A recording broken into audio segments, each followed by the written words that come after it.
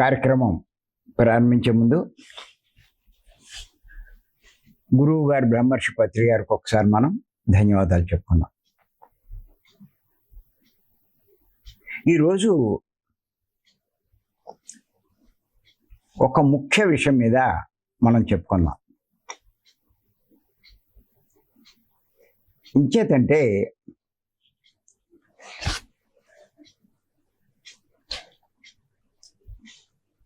పత్రి గారేంటి, బుద్ధుడేంటి, ఏమని చెప్పారంటే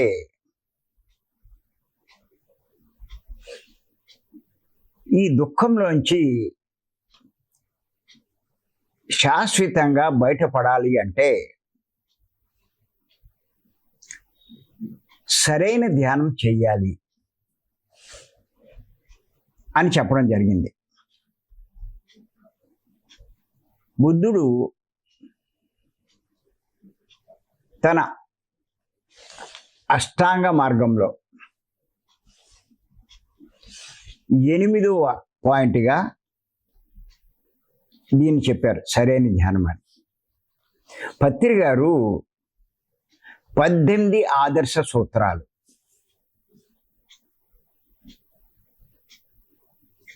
మన పిరమిడ్ మాస్టర్లందరికీ బోధించారు. అందులో ఫస్ట్ పాయింట్ కిందే ఈ సరైన ధ్యానాన్ని చెప్పడం జరిగింది. ఎంత స్పష్టంగా చెప్పారంటే, ఫస్ట్ పాయింట్, ప్రతి ఒక్కరూ సరైన ధ్యానం ఆనాపానసతి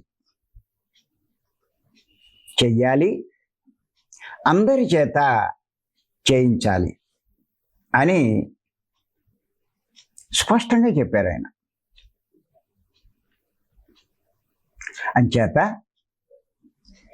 ఈ సరైన ధ్యానం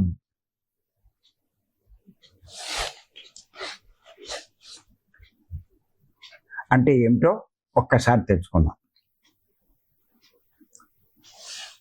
ఒకటే గుర్తుపెట్టుకోండి, సరైన ధ్యానము అంటే సత్యాన్ని ఆశ్రయించడం.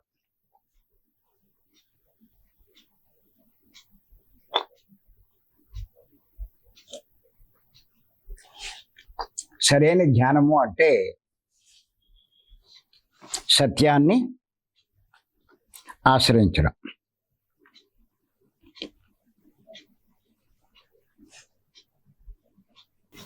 అందుకే పత్రి గారు 18 ఆదర్శ సూత్రాల్లో 14వ సూత్రం కింద ఏం చెప్పారంటే,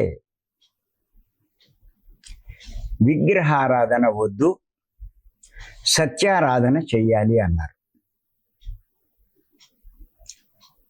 ఎందుకు అంత ఒక రకంగా చెప్పాలంటే ఈ 18 సూత్రాలు కూడా కఠిన నియమాలు, ప్రతి ఒక్కరూ పాటించవలసింది, ఆచరించవలసింది. పిరమిడ్ మాస్టర్ అన్నవాడు ఇది చాలా మందికి అర్థం కాల. విగ్రహారాధన వద్దు, సత్యారాధన చెయ్యాలి అన్నది, అందులో ఈ ఫస్ట్ పాయింటే చాలా మందికి అర్థం కాల.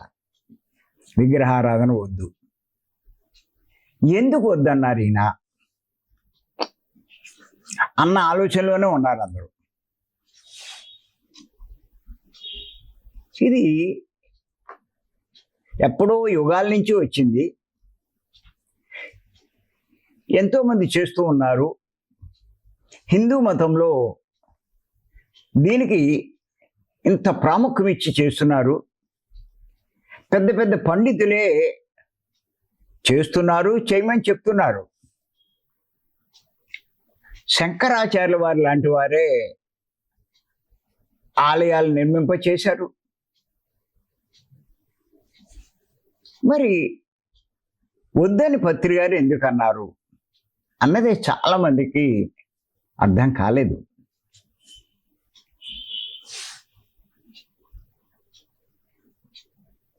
ఎందుకు అంటే గుర్తుపెట్టుకోండి, ఎందుకు విగ్రహారాధన వద్దన్నారు? వద్దనడానికి ముఖ్య కారణం ఏంటంటే విగ్రహము అసత్యము. విగ్రహము అసత్యం. మీరు అసత్యాన్ని పట్టుకోవద్దు అని చెప్పి స్పష్టంగా చెప్పారు ఆయన. ఎందుకంటే వేదాల్లోనూ ఉంది, అసత్యం అపజయం పాలవుతుంది, సత్యమే జయిస్తుంది. సత్యమేవ జయతే అని చెప్పి. మరి మనం ఏ రంగంలో అయినా, ఏ విషయంలో అయినా, ఏం చేస్తున్నా జయం కలగాలి అంటే సత్యాన్ని పట్టుకోవాల్సిందే.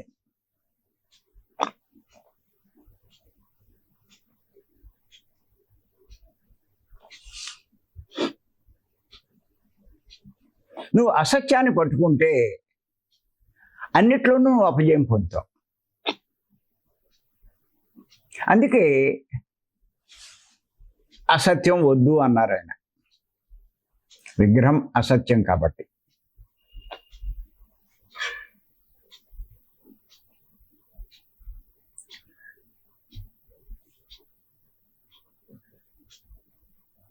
సత్యం అంటే ఏంటి అంటే ఆత్మ. ఒక్క ఆత్మకే ఆ లక్షణాలు ఉన్నాయి. ఆత్మే సత్యం. సత్యం ఎంత గొప్పదో, అసత్యం ఎలాంటిదో పత్రి గారు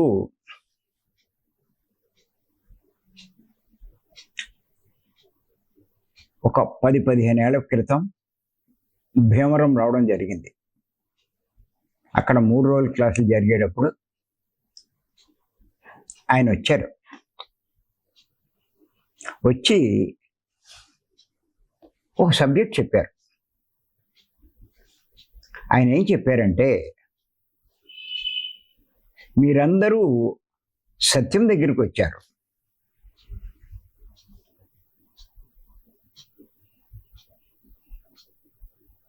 సత్యం దగ్గరికి వచ్చిన వారంతా సత్యమే అవుతారు.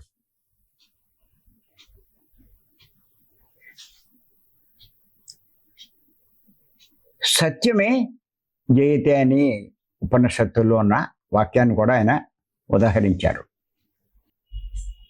ఉపనిషత్తుల్లో చెప్పిన విషయాలే పత్రి గారు మనకి చెప్పడం జరిగింది. ఆయన కూడా సొంతంగా ఆయన ఏం చెప్పలా. అందుచేత విగ్రహారాధన ఆయన వద్దు అనడానికి కారణం ఏంటి అంటే విగ్రహం అసత్యం కాబట్టి. విగ్రహం అసత్యం ఎలా అయింది? అసత్యం ఎలా అయ్యింది అంటే మనం సత్యం అంటే ఏంటో తెలుసుకుంటే అప్పుడు విగ్రహం అసత్యమా కాదా అన్నది మనకు అర్థమవుతుంది. అంచేత ఇప్పుడు ముందు సత్యం గురించి తెలుసుకుందాం. ఏది సత్యము అంటే నిత్యమైనదే సత్యం. నిత్యమైనదే సత్యం. ఏది నిత్యమైనది అంటే శాశ్వతమైనదే నిత్యమైనది. ఏది శాశ్వతమైనది అంటే ఎల్లప్పుడూ ఉండేది. ఎల్లప్పుడూ ఉండేదే శాశ్వతమైనది. ఏది ఎల్లప్పుడూ ఉంటుంది? ఏదైతే మార్పు చెందదో అదే ఎల్లప్పుడూ ఉంటుంది. ఏది మార్పు చెందనిది అంటే ఏదైతే కాలము మారినా యుగాలు మారినా మారదో అదే మార్పు చెందనిది. మరి అటువంటిది ఈ సృష్టిలో ఏముంది అంటే ఒక్కటే ఒక్కటి, అదే భగవంతుడు, అదే ఆత్మ.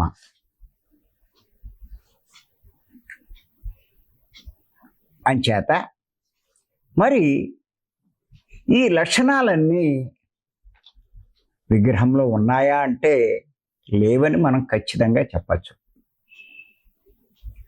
ఏదైతే నిత్యమై ఉంటుందో, శాశ్వతమై ఉంటుందో,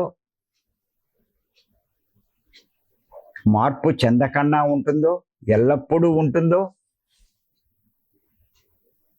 అదే సత్యం అన్నారు. మరి మీరు విగ్రహాన్నే కనుక తీసుకున్నట్లయితే అది ఒకప్పుడు ఒక కొండలో ఉన్న ఒక రాయి. ఒక శిల్పి ఆ రాయిని తీసుకొచ్చి అందంగా చెక్కి శిల్పంగా తయారు చేశాడు. అంటే రాయి శిల్పంగా మారింది. ఏదైతే మార్పు చెందుతుందో అది అసత్యం. అందుకే అసత్యం వద్దు, మార్పు చెందని ఆ లక్షణాలు కలిగినటువంటి ఆత్మను ఆశ్రయించమన్నారు. మార్పు చెందని దాన్ని పట్టుకోమన్నారు. సత్యారాధనే చేయమన్నారు. విగ్రహారాధన వద్దు అన్నారు. కానీ వెంటనే ఏమని చెప్పారు అంటే సత్యారాధన చేయమన్నారు. అందరికీ ఆ రెండో దాన్ని పట్టుకోట్లా. ఎంతసేపు ఈ మొట్టమొదట ఇది వద్దన్న దాని మీదే దృష్టి పెడుతున్నారు. పోలే ప్రశ్నించుకుంటున్నారా, ఆలోచిస్తున్నారా, తమ వివేకం ఉపయోగిస్తున్నారా అంటే ఏం ఉపయోగించట్లా. ఇలా చెప్తున్నారేంటి అనేది దాంట్లోనే పడిపోతున్నారు.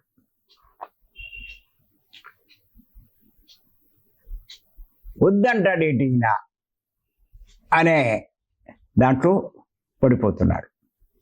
కానీ దాని తర్వాత మాట కనుక మనం విన్నట్లయితే సత్యారాధన, సత్యం ఎంత గొప్పదో, సత్యం పట్టుకున్నవాడు అన్ని విషయాల్లో ఎలా జయం పొందుతారో ఉపనిషత్తుల్లో ఉన్నటువంటి మరి వాక్యమే పత్రి గారు చెప్పడం జరిగింది. ఆయనేం కొత్తగా సృష్టించిందేం కాదు. అది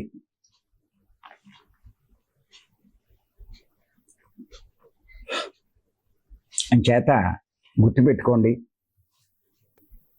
మీకు మనం కబీరు సందేశాల్లో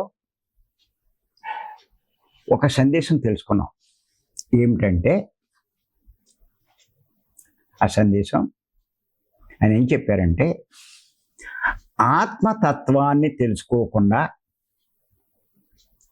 జ్ఞానం గురించి కోటి కథలు తెలుసుకున్న ప్రయోజనం లేదు అన్నారు ఆయన. ఆత్మతత్వాన్ని తెలుసుకోకుండా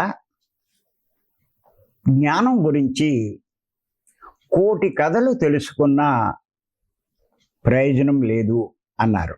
దానికి ఒక ఉపమానం, ఉదాహరణ కూడా ఇచ్చారు ఆయన కబీరు. సూర్యుడు ఉదయించకుండా నక్షత్రాలు చీకటిని పారద్రోలలేవు అన్నారు. నక్షత్రాలు కోట్లు ఉంటాయి, కానీ ఎన్ని కోట్ల ఆకాశంలో అవి మినుకు మినుకుమని ప్రకాశిస్తున్నా చీకటిని అవి తొలగించలేవు. ఎప్పుడు చీకటి పోతుంది? సూర్యుడు ఉదయించినప్పుడే. అలాగే నువ్వు ఆత్మతత్వాన్ని తెలుసుకోకుండా, ఆయన ఆత్మను అని అనలా, ఆత్మతత్వాన్ని తెలుసుకోకుండా. జ్ఞానం గురించి నువ్వు ఎన్నో తెలుసుకున్నా, ఎన్నో మాట్లాడినా, ఎన్నో చెప్పినా, కోటి కథలు అన్నారు ఆయన, ఏం ఉపయోగం లేదన్నారు. నువ్వు జ్ఞానం అంటూ ఎన్నో చెప్తావు, ఏంటి ఉపయోగం? నువ్వు ఆత్మతత్వాన్ని తెలుసుకో.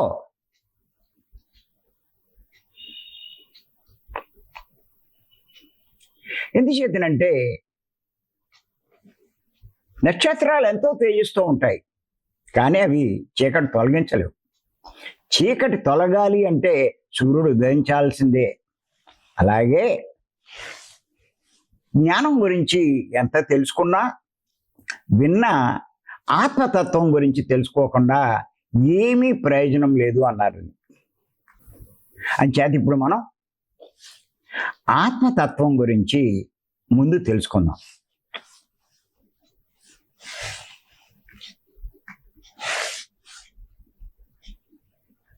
తత్వం అంటే అర్థం తెలుసుకుందాం ముందు.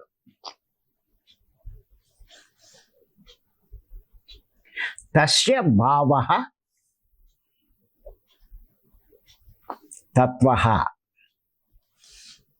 తస్య భావః తత్వః అన్నారు. అంటే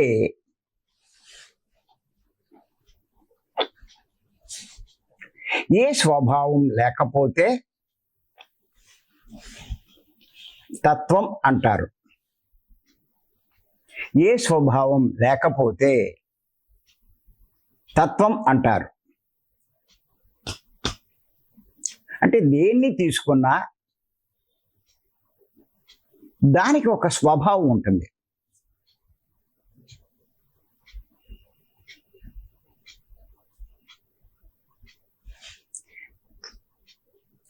ఏ స్వభావం లేకపోతే ఒక వస్తువు వస్తువుగా ఉండదు. దాన్నే తత్వం అంటారు.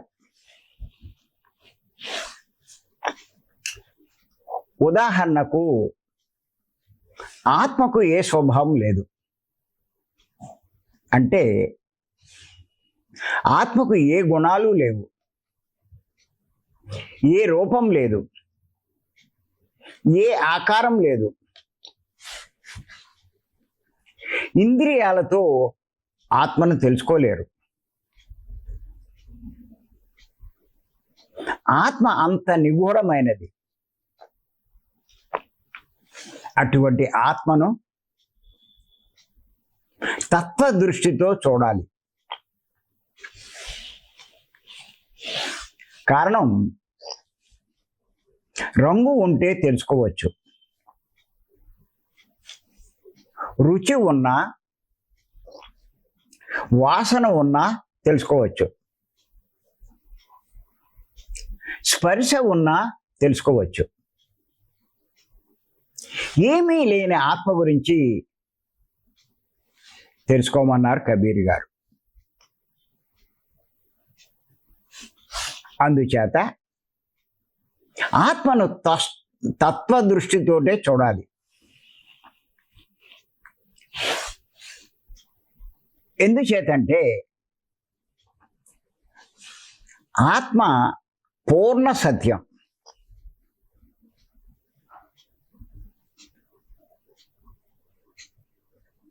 అర్ధ సత్యం కాదు, పావు సత్యం కాదు, పూర్ణ సత్యం ఆత్మ. పూర్ణ సత్యమే తత్వం.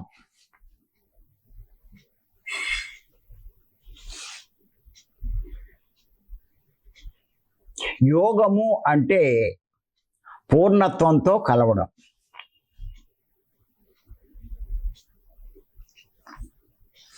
తత్వబోధ అంటే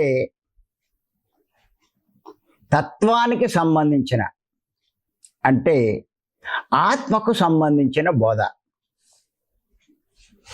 అంటే ఆత్మకు సంబంధించిన జ్ఞానం బోధించడం, అంటే చెప్పడం.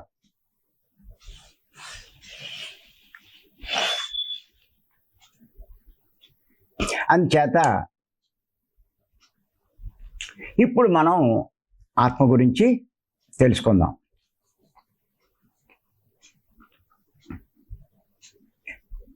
ఆత్మ గురించి మీరు తెలుసుకుంటే తత్వం గురించి తెలుసుకున్నట్టే.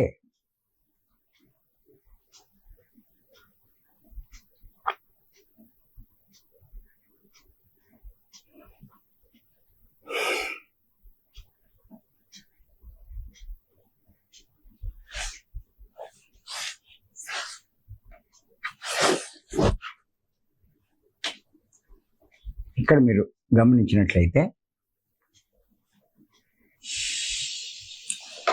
పత్రి గారు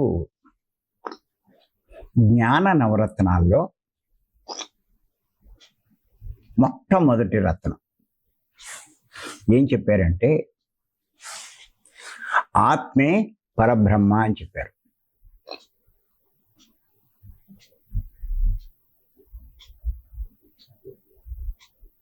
ఆత్మే పరబ్రహ్మ.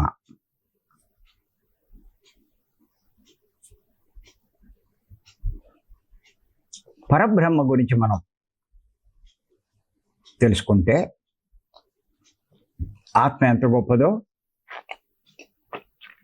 మనకు అర్థమవుతుంది. అంచేత మీరు పరబ్రహ్మ యొక్క గొప్పతనం తెలుసుకోవాలంటే నేను రాసినటువంటి 3 పుస్తకాలు తప్పనిసరిగా సంపాదించుకుని చదవండి. 1 బ్రహ్మ జ్ఞానం,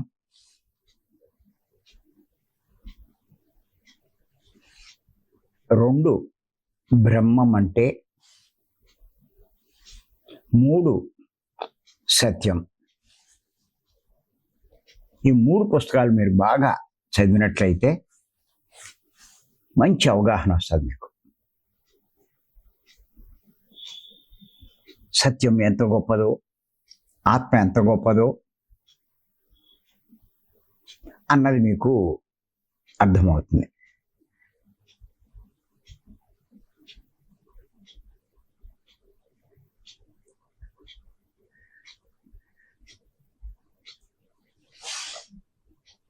ఎప్పుడైతే ఇది మీరు అర్థం చేసుకున్నారో ఈ శ్వాస మీద ధ్యాస ధ్యానాన్ని మానమన్నా మానరు.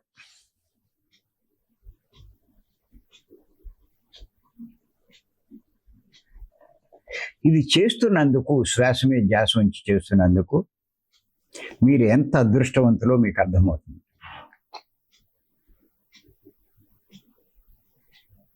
ఎన్నో జన్మల్లో చేసిన పుణ్యమే ఈరోజు మనం ఈ శ్వాస మీద ధ్యాస ధ్యాన మార్గంలోకి రావడం జరిగింది. పత్రి గారి కృప వల్ల ఈ మార్గాన్ని మనం తెలుసుకోగలిగాం.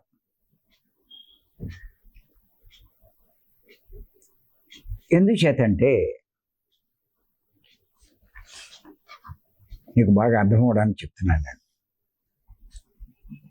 పత్రి గారు సహజంగా 5000 కాన్సెప్ట్ చెప్తారు, కానీ నేను చాలా సందర్భాల్లో 3000 కాన్సెప్ట్ చెప్తున్నాను నేను.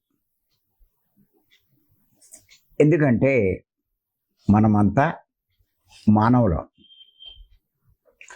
మానవుడు అంటే 3 అండి. ఏమిటి ఆ 3? శరీరము, మనస్సు, ఆత్మ. గుర్తుపెట్టుకోండి. శరీరము, మనసు, ఆత్మ. శరీరం అందరికీ తెలుసు. మీకు తెలియకుండానే మధ్య మధ్యలో అంటూ ఉంటారు, నా మనసు ఏమీ బాగోలేదు అంటే మీరే ఒప్పుకుంటున్నారు మనసు అనేది ఉందని. ఆత్మ అంటే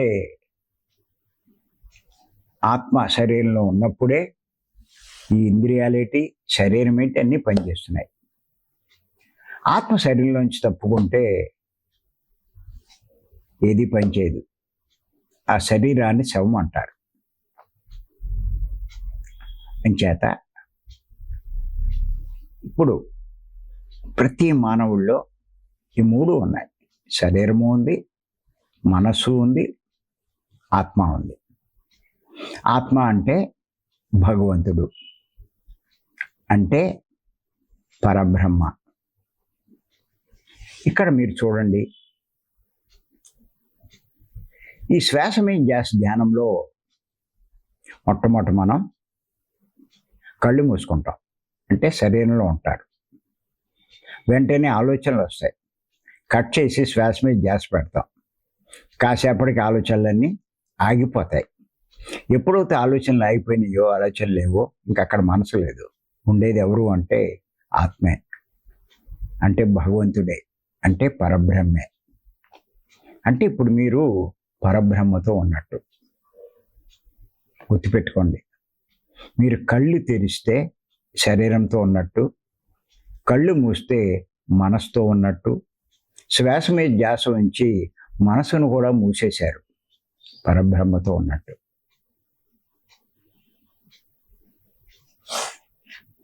ఇది శ్వాస మీద ధ్యాస యొక్క గొప్పతనం. మిమ్మల్ని పరబ్రహ్మతో ఉంచగలిగేదే ఈ శ్వాస మీద ధ్యాస ధ్యానం. ఇప్పుడు చాలామంది గైడింగ్లని, మ్యూజిక్లని, కర్మ విపాక అని రకరకాల ధ్యానాలు చేస్తున్నారు. కాస్త ఆలోచించండి. అందరూ కళ్ళు ముగిస్తారు, శరీరం లోపల ఉంటారు. కానీ వెంటనే మ్యూజిక్ పెడతారు, మాటలు చెప్తారు, ఓంకారం అంటారు, కర్మ విపాకాన్ని ఏదేయో దాని మాటలు చెప్తూ ఉంటారు. మీరేం చేస్తారు అంటే మనసుతో వింటూ ఉంటారు. గంట కూర్చోబెట్టినా గంట మీ మనసు పనిచేస్తూనే ఉంటుంది. అంటే మీరు మనసు దగ్గర ఆగిపోయారు, కానీ ఆ పరబ్రహ్మను మీరు చేరుకోలేదు. గుర్తుపెట్టుకోండి, ఇది మనసు దగ్గర ఆగిపోయారు, పరబ్రహ్మను చేరుకోలేదు. ఎంత నష్టపోతారో చూడండి. ఇక్కడ పరబ్రహ్మతో ఉండడం గొప్ప, మనసుతో ఉండడం గొప్ప. మనస్సు అంటే మానవుడు, ఆత్మ అంటే పరబ్రహ్మ. ఆ పరబ్రహ్మ అంటే సృష్టికర్త, ఆయనే సత్యం. మనస్సు అన్నది అసత్యం. అసత్యంతో ఉన్నవాడు లాభం పొందుతాడా? సత్యాన్ని ఆశ్రయించిన వాడు లాభం పొందుతాడా? ఇప్పుడే చెప్పుకున్నాం కదా, పత్రిక చెప్పారు కదా, సత్యమేవ జయతే అని ఉపనిషత్తులో ఉన్న వాక్యం. చేత ఇది గుర్తుపెట్టుకోండి ప్రతి ఒక్కళ్ళు. ఎవరైతే శ్వాస మీద ధ్యాస ధ్యానం చేస్తారో వారు మనసును దాటి ఆత్మతో ఉంటారు. గుర్తుపెట్టుకోండి, కళ్ళు మూయడమే కాదు, ఆలోచించే మనసును కూడా మూసేయాలి.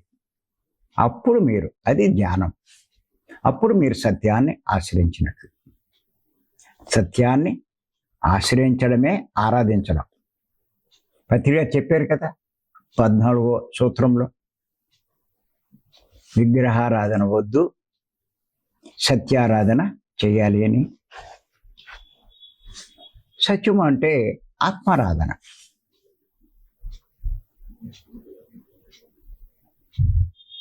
మనమంతా ఆ పని చేస్తున్నాం. అందుకే ఎంతో తక్కువ సమయంలో, 1 ఏడాది అవ్వచ్చు, 2 ఏళ్ళు అవ్వచ్చు, అద్భుతమైన జ్ఞానాన్ని సంపాదిస్తున్నాం. ఇప్పుడు నేను మీ అందరినీ మాట్లాడిస్తున్నాను. ఖచ్చితంగా మీ అందరికీ మంచి అవగాహన ఉంది ఈ జ్ఞానం మీద. ఏం చెప్పినా అర్థం చేసుకోగలుగుతున్నారు. మంచి మార్పు వచ్చింది, గొప్పగా ఎదుగుతున్నారు ఒక్కొక్కళ్ళు. దాని ముఖ్య కారణం ఏంటంటే భీమవరం వస్తున్నారు, గంటలు గంటలు ధ్యానం చేస్తున్నారు. మార్నింగ్ జూమ్లో 2.5 గంటలు శ్వాస మీద ధ్యాస ఉంచి సైలెన్స్ మెడిటేషన్, నిశ్శబ్ద ధ్యానం చేస్తున్నారు. ఏ మ్యూజిక్ లేకుండా, మాటలు లేకుండా, ఏం లేకుండా ఆత్మతోటే ఉంటున్నారు, పరబ్రహ్మతోటే ఉంటున్నారు. ఇది తెలియకుండానే మీ శక్తులు పెరుగుతాయి, మీ నైపుణ్యం పెరుగుతుంది, మీ బుద్ధి వికసిస్తుంది, మీ జ్ఞానం ఉదయిస్తుంది, ఎన్నో లాభాలు మీరు పొందుతారు. అందుకే ఇంతంత మార్పు ఉంది. అందుకే ఎవరిని మానకుండా వస్తున్నారు.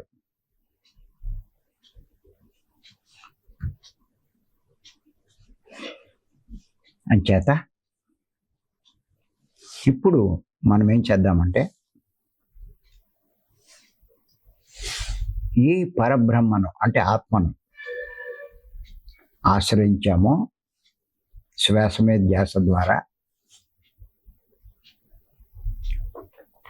ఆ పరబ్రహ్మ గురించి కొన్ని విషయాలు తెలుసుకుందాం.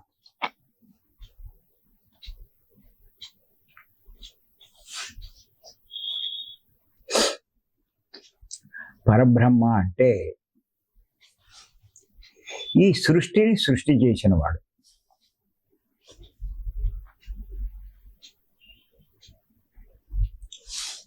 సృష్టి అంటే సామాన్యమైనది కాదు.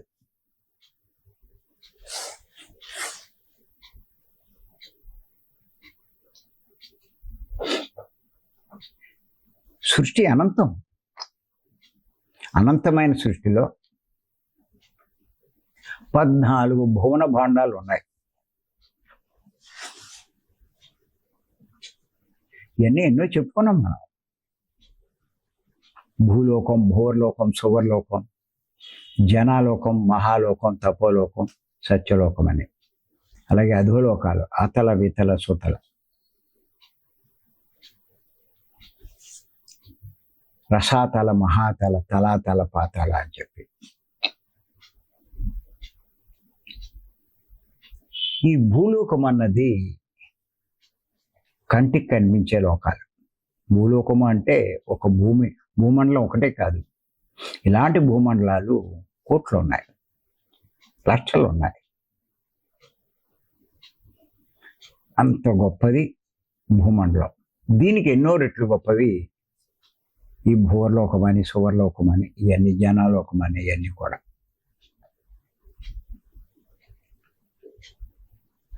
అటువంటి సృష్టి చేసిన వాడే ఈ పరబ్రహ్మ.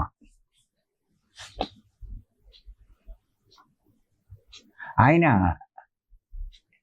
లోకాలను సృష్టించడమే కాదు, ఈ లోకాల్లో 84 లక్షల రకాల జీవుల్ని, జీవరాశులు కూడా సృష్టించాడు.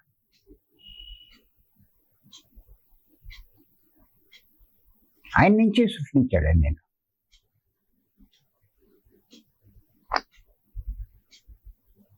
అర్థం చేసుకోండి.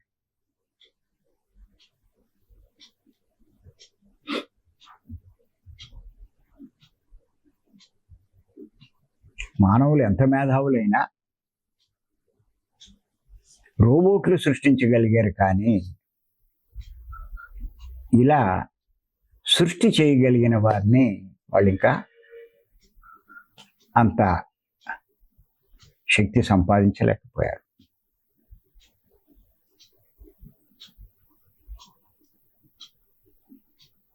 అంతేకాదు,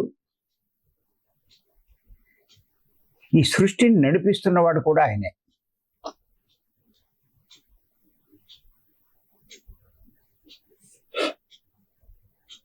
ఇంకేతంటే ఈ 84 లక్షల రకాల ఈ జీవులు లో ఉన్నది కూడా ఆయనే.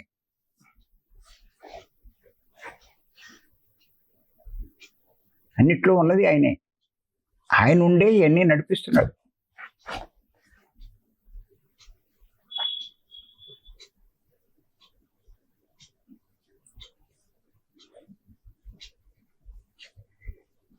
ఈ సృష్టికి ఆధారం ఆయనే.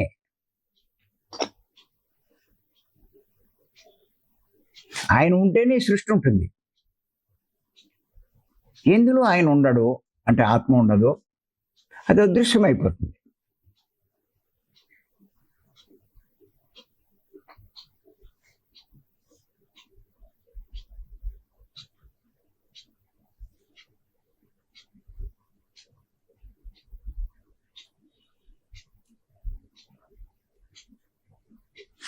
ఒక్కసారి ఆలోచించి, 84 లక్షల రకాలు అంటే అసమస్య.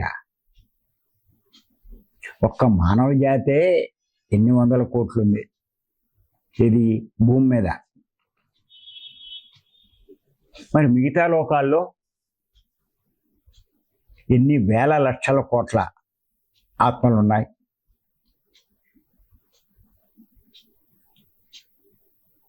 అలాగే జంతు జాతి ఎన్ని రకాలు, ఎన్ని కోట్లు ఉన్నాయి.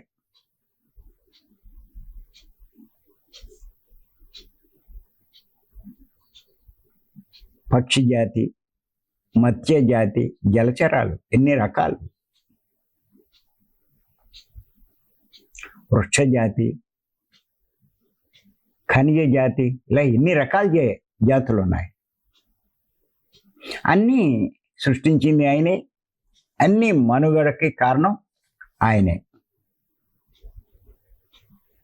అంత గొప్పవాడు పరబ్రహ్మ, గుర్తుపెట్టుకోండి.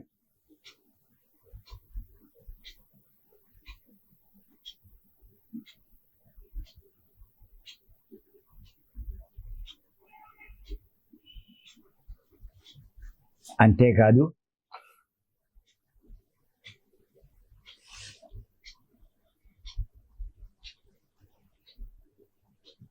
మానవులు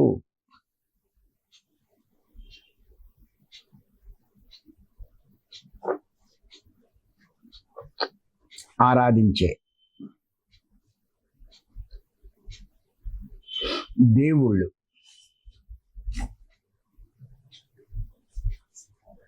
అంటే మానవులు దేవుళ్ళే గొప్పవారని భావిస్తారు.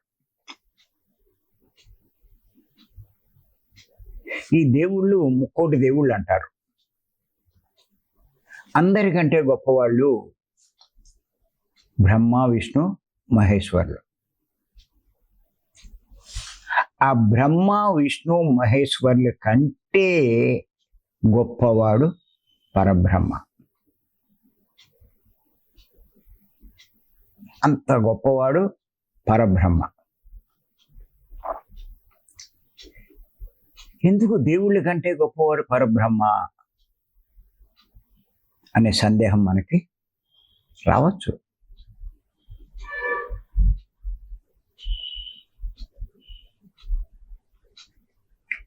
అంచేత దేవుళ్ళకి పరబ్రహ్మకి ఉన్న తేడా ఏంటో చూద్దాం. దేవుళ్ళకు రూపాలు ఉన్నాయి.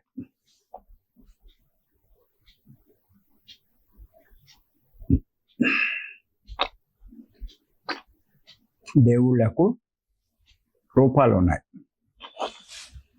పరబ్రహ్మకు రూపం లేదు.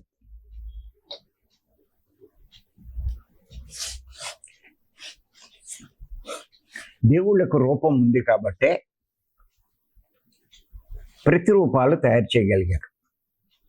పరబ్రహ్మ అంటే ఆత్మకు రూపం లేదు. ఏం తయారు చేస్తారు? ఏదో రూపం ఉంటే కదా తయారు చేసేది. దేవుళ్ళకు రూపం ఉంది, ప్రతిరూపాలు తయారు చేశారు.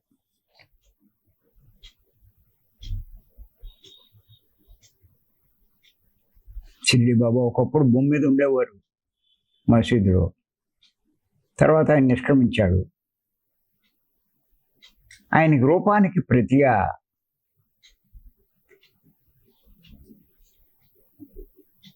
పాలరాతితో ఏదో ఒక రాతితో ప్రతిరూపాన్ని తయారు చేశారు, ఫోటోలు తయారు చేశారు. రూపం లేకపోతే ప్రతిరూపం ఎలా తయారు చేస్తారు? చేత దేవుళ్లకు రూపాలు ఉన్నాయి, పరబ్రహ్మకు రూపం లేదు. అందుకే ఆయన్ని నిరాకారుడు అంటారు. ఆకారం లేదే.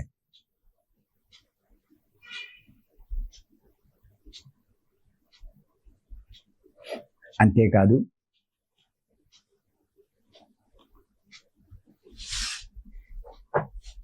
దేవుళ్లకు ప్రదేశాలు ఉన్నాయి, కానీ పరబ్రహ్మ అంతటా ఉన్నాడు, అంతా వ్యాపించి ఉన్నాడు.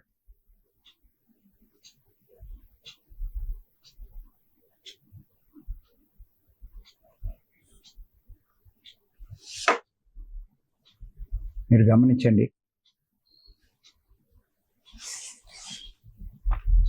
శివుడు కైలాసంలో ఉంటాడని చెప్పుకుంటాం, విష్ణువు వైకుంఠంలో ఉంటాడని చెప్పుకుంటాం,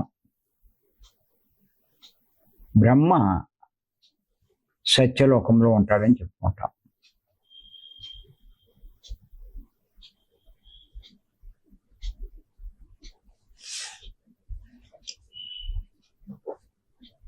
అలాగే ఇంద్రుడు, దేవతలు స్వర్గలోకంలో ఉంటారని చెప్పుకుంటాం. ఇలా ప్రదేశాలు ఉన్నాయి, కానీ అంతటా ఉన్నవాడు పరబ్రహ్మ.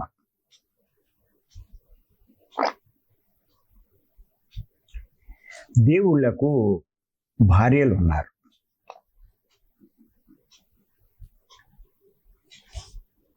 శివుడుకు పార్వతీదేవి ఉంది, విష్ణువుకు లక్ష్మీదేవి ఉంది, బ్రహ్మకి సరస్వతి దేవి.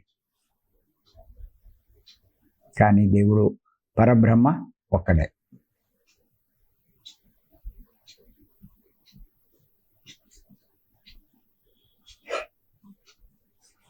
అంతేకాదు,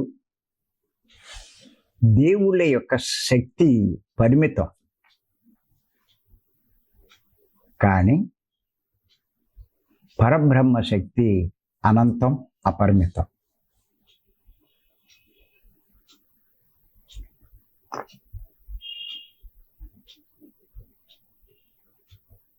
ఎందుకు పరిమితం అన్నాం?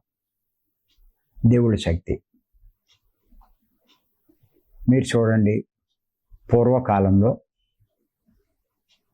రాక్షసులు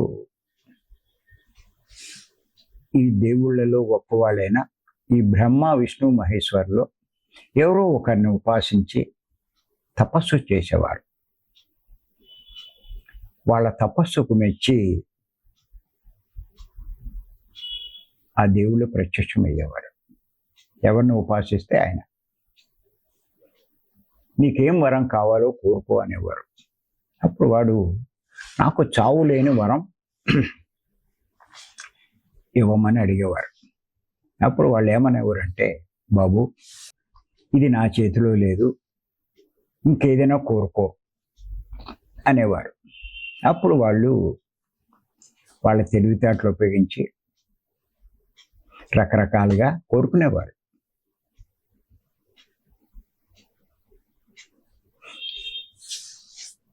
నేను జంతువుల చేత కానీ, మానవుల చేత కానీ, దేవతల చేత కానీ, ఎవరి చేత మరణం లేకుండా, అంటే ఎవరి వల్ల వస్తాయి మరణం? వీళ్ళ వల్లే కదా, సృష్టిలో ఉన్న వాళ్ళ వల్లే కదా. అప్పుడు మానవుడు కాకుండా, జంతువుడు కాకుండా నరసింహావతారంతో ఆ హిరణ్యకశిపుని సంహరించడం జరిగింది. ఇంకొక రాక్షసుడు, నేను ఎవరి నెత్తి మీద ఏలు పెడితే వాడు భస్మం అయిపోవాలని. అప్పుడు భస్మాసురుడు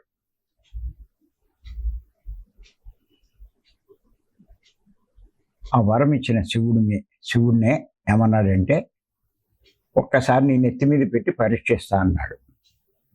శివుడు పారిపోయాడు. అప్పుడు విష్ణుమూర్తి మోహిని రూపంలో వచ్చి నాట్యం చేస్తూ వాడి వేలిని వాడి నెత్తి మీదే పెట్టించాడు. అప్పుడు అలా భస్మం అయిపోయాడు. కానీ ఏ దేవుడు ఎవరికి చావు లేని వరం ఇవ్వలేదు, ఇవ్వలేరు కూడా. కారణం ఏంటంటే అది పరబ్రహ్మ యొక్క నిర్ణయం. ఈ సృష్టిలో సృష్టింపబడిన ప్రతిదీ కూడా అంతం అవ్వాల్సిందే, అదృశ్యం అవ్వాల్సిందే. సృష్టింపబడిన ప్రతిదీ కొంతకాలమే ఉంటుంది, మళ్ళా అది నశించిపోతుంది.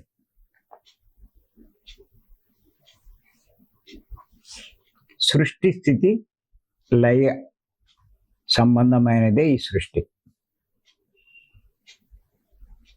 లయం అవ్వాల్సిందే.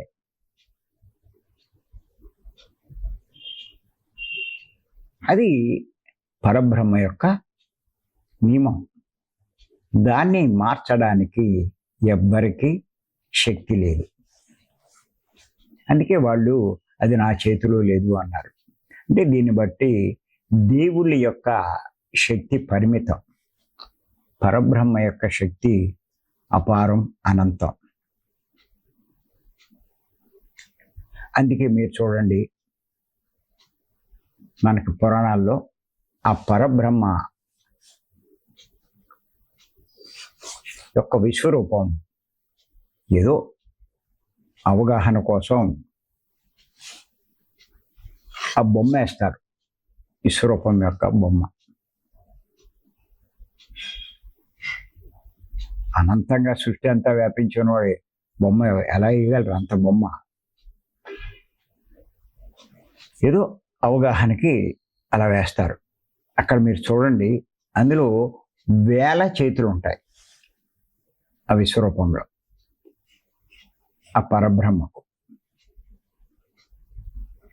కానీ దేవుళ్లకు 4 చేతులే ఉంటాయి. ఎందుకు? ఆయన యొక్క శక్తి అనంతం కాబట్టి అలా చూపిస్తారు. దేవుళ్ళకి 4 చేతులే ఎందుకు వేస్తారంటే వాళ్ళ శక్తి పరిమితం కాబట్టి 4 చేతులే ఉంటాయి. మానవులకి 2 చేతులే ఉంటాయి. వీరికి శక్తి లేదు కాబట్టి 2 చేతులు ఉంటాయి. ఇది మనం ఈ తేడా చూస్తే గమనించవచ్చు. అంచేత ఈ రకంగా మనం చూసుకున్నట్లయితే దేవుళ్ళ కంటే గొప్పవాడు పరబ్రహ్మ అని మనకు అర్థమవుతుంది. ఈ పరబ్రహ్మనే ముస్లింలు అల్లా అంటారు, క్రిస్టియన్లు తండ్రి అంటారు. ఏదైనా ఒకటే, ఉన్నది ఒక్కడే కదా. ఒక్కోళ్ళు ఒక్కో పేరు పెట్టి పిలుచుకుంటారు. అందుకే జీసస్ని సిలువేసినప్పుడు, అంటే మేకులు దిగ్గొడుతున్నప్పుడు ఆయన ఏమన్నాడంటే, ఓ తండ్రి అని ఆయన తండ్రి అయిన పరబ్రహ్మను ప్రార్థించాడు. ఏమని? వీళ్ళు అమాయకులు, తెలియక పనిచేస్తున్నారు, వాళ్ళని క్షమించు అని చెప్పడం జరిగింది ఆ జీసస్. అంచేత ఇవన్నీ మనం గమనించినట్లయితే దేవుళ్ళ కంటే గొప్పవాడు పరబ్రహ్మ అన్నది మనకి తెలుస్తుంది.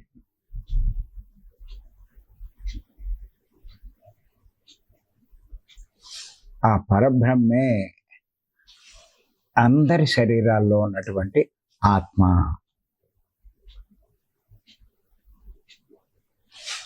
అటువంటి ఆత్మను, శరీరంలో ఉన్నటువంటి ఆత్మను ఆశ్రయించే మార్గమే ఈ శ్వాస మీద ధ్యాస ధ్యానం.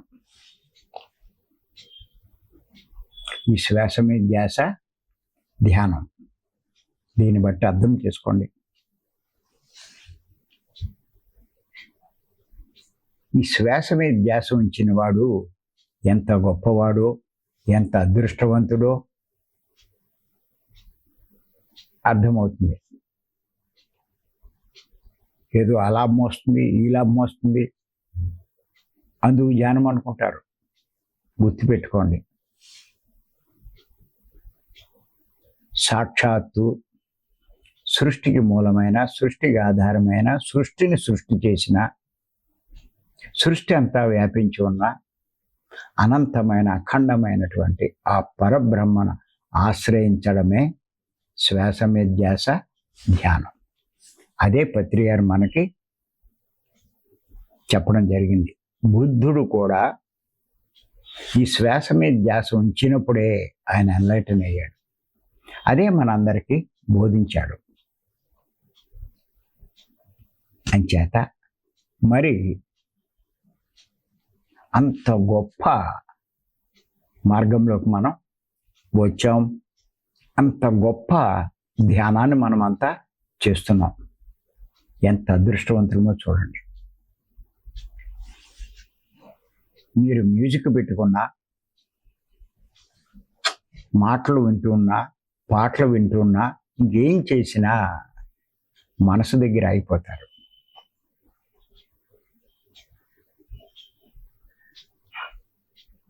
మనసు శరీరంతో పాటు వస్తుంది, శరీరంతో పాటు పోతుంది. కానీ వచ్చేది పోయేది కాదు. చావు పుట్టుకలు లేనివాడే ఆ పరబ్రహ్మ. అంత గొప్పవాడిని ఆశ్రయించడమే ఈ శ్వాస మీద ధ్యాస. అదే చెప్పుకున్నాం కదా 3 ఏళ్ళు చూపించి. శరీరము, మనసు, ఆత్మ అని. కళ్ళు మూసుకుంటాం, ఆ ఆలోచనలు వస్తే కట్ చేసి శ్వాస మీద పెడతాం, మనసు అయిపోతుంది, పరబ్రహ్మతో మనం ఉంటాం. ఏం జరుగుతుందో అలా ఉండడం వల్ల, ఈ శ్వాస మీద ధ్యాస పెట్టడం వల్ల ఇంకెన్ని లాభాలు వస్తాయో రేపు తెలుసుకుందాం. మరి తెలియని వాళ్ళు ఈ విగ్రహాలని అయ్యి చేస్తూ ఉంటారు. చేత మిగతా విషయాలు రేపు మనం తెలుసుకుందాం.